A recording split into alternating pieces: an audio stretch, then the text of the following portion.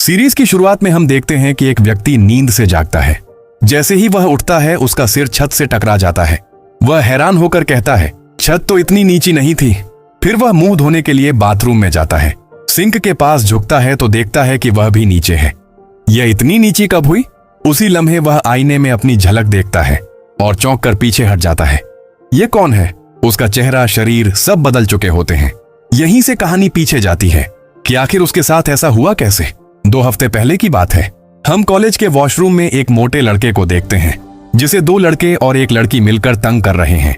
वह उसे मोटा कहकर मजाक उड़ाते हैं, धक्के देते हैं और उसे बार बार जलील करते हैं। ये रोज का मामूल बन चुका है और यही लड़का यंगसू कहानी का मुख्य किरदार है। रोज की तरह आज भी वह उनके जुल्म का शिकार होता है। आखिरकार वह जमीन पर बैठ जाता है, आंसू बहाते हुए कहता है, मैं आखिर मर क्यों नहीं जाता।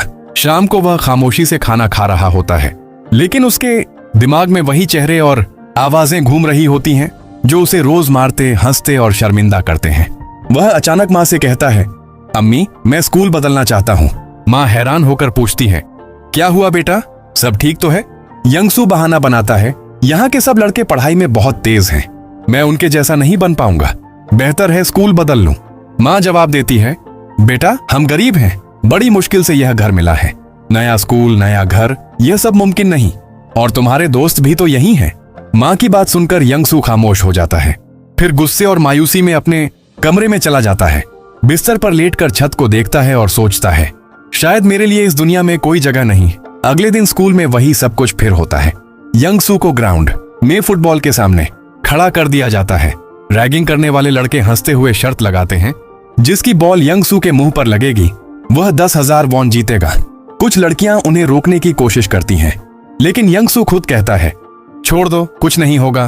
पहली बॉल निशाने से चूक जाती है, मगर दूसरी सीधी उसके मुंह पर लगती है। सब जोर जोर से हंसने लगते हैं और शर्त जीतने वाला खुशी से उछलने लगता है। लेकिन गैंग का लीडर, जो सबसे बड़ा बदतमीज लड़का है, गुस्से में आकर यंगसू को मारता है। तू अपनी जगह से हटा क्यों? यंगसू गिड़गिड़ाते हुए कहता है, आइंदा नहीं होगा, माफ कर दो।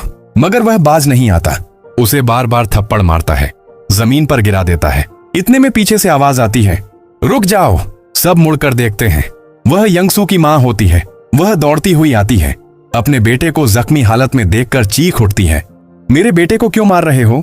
वह लड़के हंसते हैं, आंटी हम तो खेल रहे थे। माँ गुस्से में कहती है, ऐसा खेल कोई खेलता है? यह जुल्म है। लेकिन यंगसू खुद माँ से कहता है, अम्मी आप यहाँ से चली जाए, मैं ठीक हूँ। माँ की आंखों में आंसू आ जाते हैं, वह दुख से पलट जाती है। शाम को जब यंगसू घर आता है तो माँ चुपचाप एक कोने में बैठी होती है। वह धीरे से कहता है, अम्मी आज के लिए मुझे माफ कर दो। माँ मुस्कुराकर कहती है, नहीं बेटा, मैं तो तुम्हारे टीचर से बात कर आई हूँ, वह मान गए हैं, तुम दूसरा स्कूल बदल सकते हो, दूसरे शहर में पढ़ाई करो। मैं यहाँ काम की वजह से नहीं जा सकूंगी, लेकिन तुम्हें पैसे भेजती रहूंगी। नया शहर, नया आगाज, वहां तुम खुश रहोगे। अगले सीन में यंगसू एक नए शहर पहुंचता है। वह एक छोटे से किराए के कमरे में रहने लगता है। वह माँ को फोन करके कहता है, अम्मी ये जगह बहुत अच्छी है, मैं यहाँ मन लगाकर पढ़ूंगा। कमरा छोटा है मगर गुजारा हो जाएगा। फिर वह सामान सेट करके शहर घूमने निकलता है। वह खुश है, सब कुछ नया लग रहा होता है। रास्ते में अचानक एक लड़की से टकरा जाता है। पहले तो घबराकर फौरन माफी मांगता है, लेकिन वह लड़की भी उल्टा उससे माफी मांगती है। यह देखकर यंगसू हैरान रह जाता है। उसे याद आता है कि पिछले स्कूल में जब वह एक लड़की से टकराया था तो उसके बॉयफ्रेंड ने उसे बहुत मारा था। इसी दौरान वह लड़की का बॉयफ्रेंड आ जाता है। यंगसू कहता है, इयो सानी, मैं तुम्हारी गर्लफ्रेंड से अनजाने में टकरा गया था, हम दोनों ने माफी मांग ली, बात खत्म। मगर वह लड़का भड़क जाता है और यंगसू को मारना शुरू कर देता है। पास खड़े लोग तमाशा देखने लगते हैं। कोई मदद नहीं करता, बल्कि सब वीडियोस बनाना शुरू कर देते हैं। यंगसू को बुरी तरह मार पड़ती है।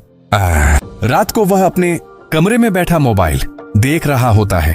उसकी मार खाने वाली वीडियोस सोशल मीडिया पर वायरल हो चुकी होती हैं। लोग तरह तरह के कमेंट्स कर रहे होते हैं। वह रोते हुए मोबाइल बंद करता है और रोते रोते सो जाता है। जब आंख खुलती है तो वह हैरान रह जाता है। छत नीची लग रही है, जिस्म हल्का महसूस होता है। वह उठकर आईने के सामने जाता है और देखता है कि वह बदल चुका है।